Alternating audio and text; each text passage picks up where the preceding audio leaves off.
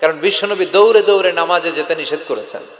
ইদা উকিমাতিস সালাতু ফালা তাতুহা তাসআউন ওয়া আতুহা তামশুন আলাইকুম বিসসাকিনা ফামা আদরাকতুম ফাসাল্লু ওয়া মা ফাতাকুম ফাতিমু।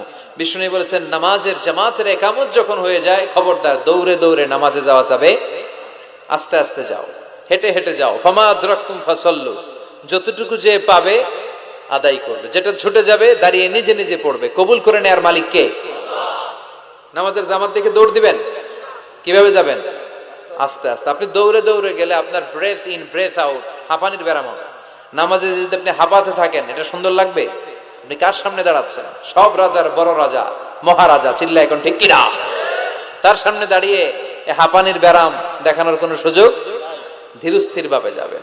অনেকেই এই কাজটা করে। মাগরিবের নামাজ, ইমাম সাহেব কেরাত ধরেছে ওয়াদ্দুহা ওয়াল্লাইলি ইযা সাজা। যারা ওযু করতেছে, আমার নিজের দেখা, যারা ওযু করতেছে এদের মুখস্থ এই সূরা, তো এরা টের পাচ্ছে যে এখনই রুকুতে যাবে, আর দৌড় না মারলে রুকু ধরা যাবে। এখন কোন রকম ওযু করে দিছে দৌড়। মসজিদে ছিল টাইলসের মসজিদ, উল্টায় পড়ছে, মুসল্লি একদিকে, লুঙ্গি আরেকদিকে। আছে না নাই?